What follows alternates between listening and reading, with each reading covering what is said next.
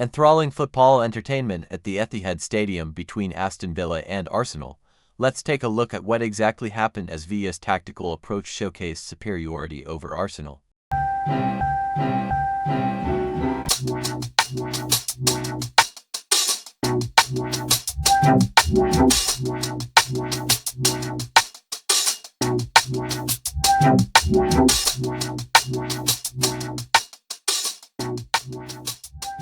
Villa being the claret color and Arsenal being the white. In order to understand how Villa looked to exploit Arsenal, we first need to take a look at Arsenal's approach. Arsenal approached the game in a 4-3-3 formation. Arsenal were suffering from a few defensive issues. Their regular starting centre-backs were injured, and this led to the team having to play Jurrien Timber in the centre-back position, alongside Hincapie. Ben White played as the right-back and Riccardo Calafiori played as the left-back. Timber is not a natural centre-back. He oftentimes plays out wide as a full-back and overlaps. Now he had to be more disciplined and stay deeper. This would create a huge window of opportunity for Villa. But first, let us take a moment to understand Villa's approach from deep. Villa would build up in a back two for shape that would attempt to bait Arsenal into a press. The idea from Villa would be to pull Arsenal higher and higher up.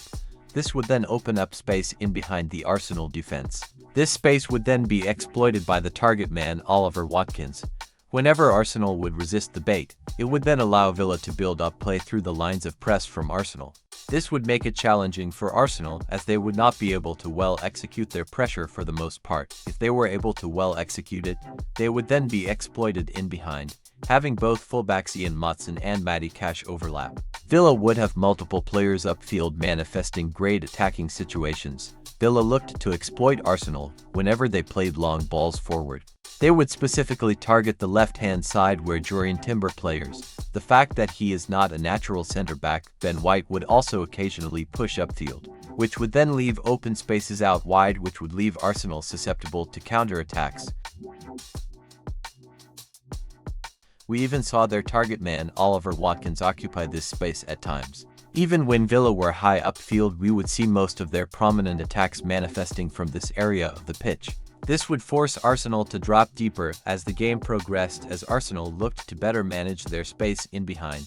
Villa would find it hard to link up with Oliver Watkins at times, as he would float or be man-marked by the Arsenal defenders, which would lead to them wasting potential chances.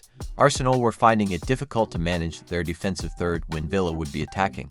Occasionally, we would see the team being pulled to one side of the pitch looking to close off space. This would then open up space in the opposite side of the pitch, which we would then see the Villa fullbacks look to exploit. This is how the first goal of the game was scored. Moving upfield, we would see Arsenal struggling to find the left wing Eberechi is in space. He would be forced to drop deep because Villa were able to well mark him effectively, as he is not particularly direct. This was proven in Bukayo Saka producing better attacking spills out wide. He would be willing to take on the Villa defenders in 1v1 situations out wide. Eberechi, on the other hand, would have to drop deep for space. Mikel Merino also dropped deep for the most part.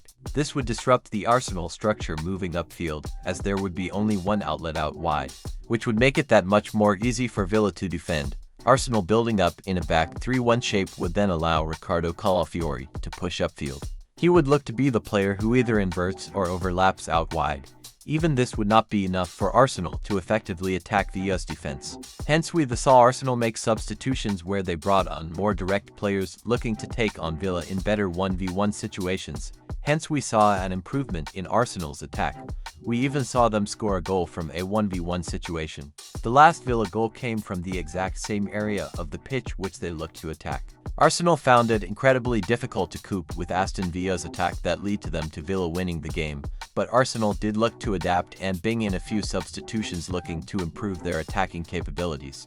But Villa were able to withstand this and score a late goal, which led to them winning the game. Final score: Aston Villa 2, Arsenal 1.